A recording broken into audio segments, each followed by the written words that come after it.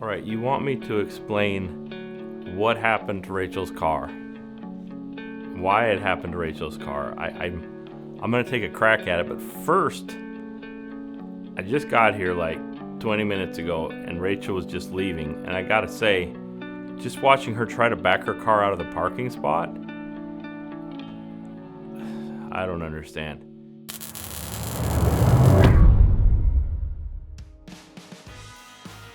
Rachel told her mom she was going to town. That means Lake City to anybody with a brain.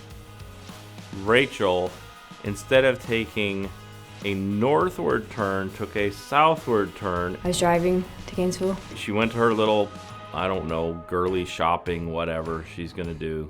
She came back. She had a water leak with a heater hose. Just a teeny little leak on a heater hose. And the water left her car. Car got hot. Rachel's car got really hot. Red light came on and said, "I'm very, very hot. You should stop now." Light came on. Didn't stop. Car stopped by itself. She drove until her engine exploded. Rachel said, "Oh crap, I'm gonna get in trouble. I'm gonna see if I can make it all the way home. It's only 20 miles further." She continued to drive. Her car started to smell really, really bad. The connectors that do crossover, that go to from the engine to the radiator through the heater core. And there's like a little T connectors, two of them that do that. So that way you can supply the heater core. And one of those must have cracked and started leaking, because when we investigated, or we're looking or inspecting the engine, we found that those were completely failed. So that's probably what caused it. But I mean, I say when the dummy light comes on, the car's fried anyway. It's just letting you know you need an engine. But Rachel should have stopped when she noticed there was an issue. And then she was in the passing lane at this time. I have no idea. So she pulls over on the passing lane side of a 3-lane interstate and then starts making phone calls. Dad came, fixed car. So why this happened because Rachel did a bad thing and karma bit her in the ass. Simply put, she ignored her gauges, let it get too hot, and ruined her engine, so we had to replace it. Phil fixed car. We're putting 2 engines in it. Is that it? Yeah. Is that it? We're just trying to figure out how to bolt these 2 together. I tried to put 2 engines in it, but they didn't fit. Clint helped a little bit. I gotta put this out in the open. I'm sure everybody knows that was Phil that replaced that engine. I'm very proud of him. He says I shouldn't be. So that's what he's hired to do. You can't brag about what your profession is. You're just supposed to be professional. I had very little part in it. I think the very first day we started, I was in there for 10 minutes, took some plastic pieces off and said, "Oh man, well good luck, Phil." And then walked my happy ass out of there. So I didn't do much, and then I came in right there at the end, as you've seen as well. But all the difficult stuff was Phil. So. But what we had to do to fix the car first, I know they picked up the car and they had another mechanic diagnose that there was something wrong with it. And Quint and I went out and played with it, and it didn't sound good. I was told just put an engine in it. That's how it works for me.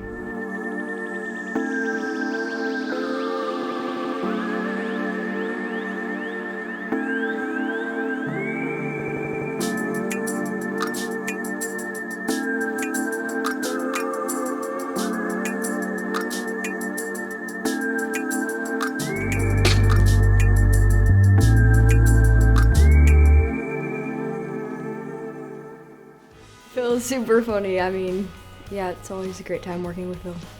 I'm trying not to destroy the integrity of the air conditioning system right now because we don't have anything to vacuum it down safely and securely. You probably better go with him, or Grandma's gonna pitch a hissy fit that she wouldn't like. I'm like, shut up, Grandma, go in the house. Jesus. What are you doing with Rachel's car? It's mine.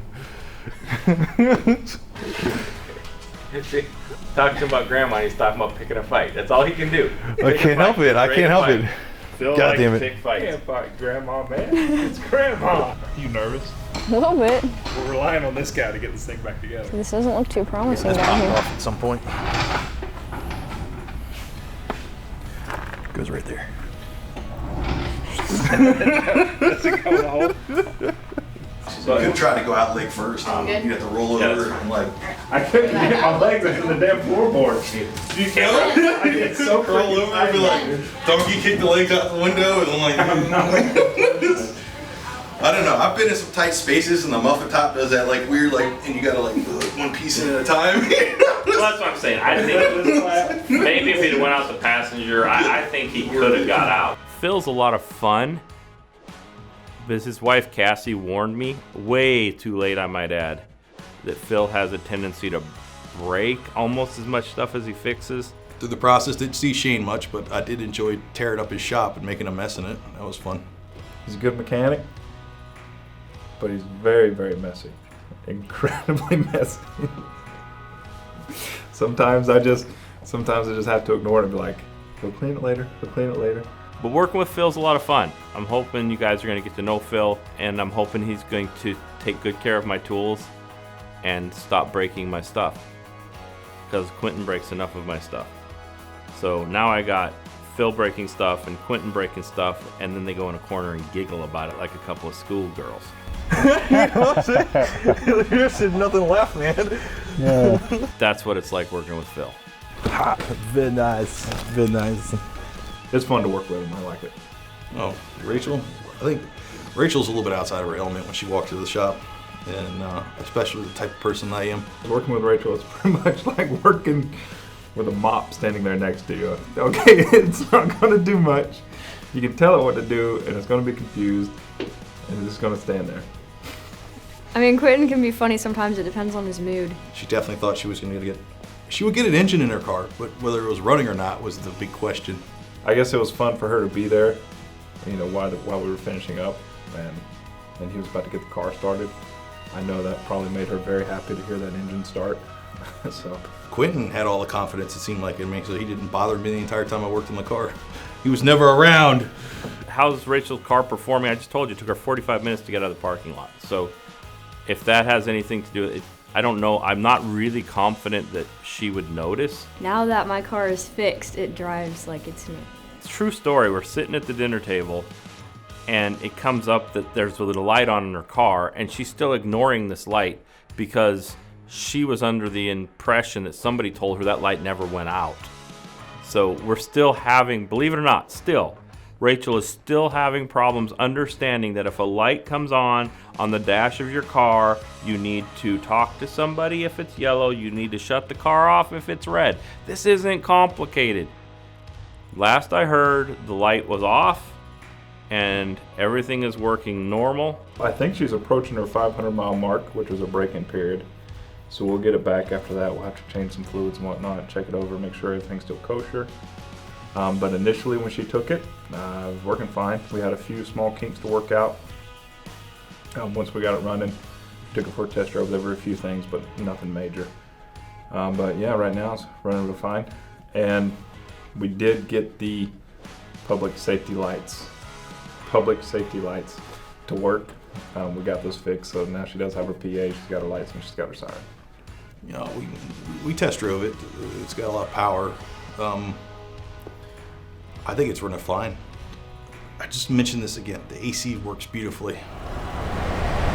I don't feel nothing coming out. What about the sides? What do you have it on?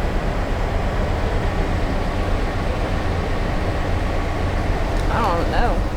That was important. That was a very important thing there. The most important thing in Florida is they have air conditioning. It doesn't matter if the alternator is charging. Who cares about that? You know, but it's running good. It's running great. We got it started once I figured out how to turn on the battery charger. Did you plug it into the wall? It's not showing any amps, dude.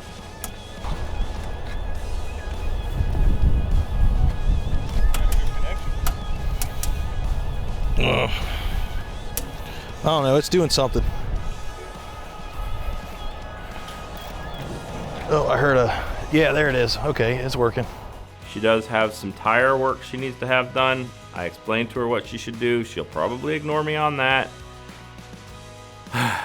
So, I don't know.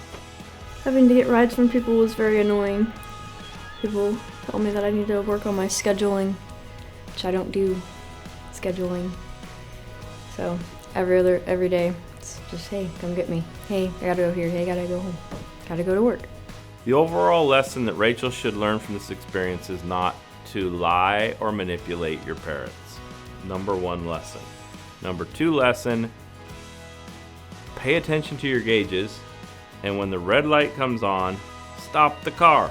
She just needs to gain more knowledge about a car, what certain things mean, and she just needs to pay more attention. Red means stop. That's what I've learned. She needs to find a boyfriend so he could check the fluid levels on her car.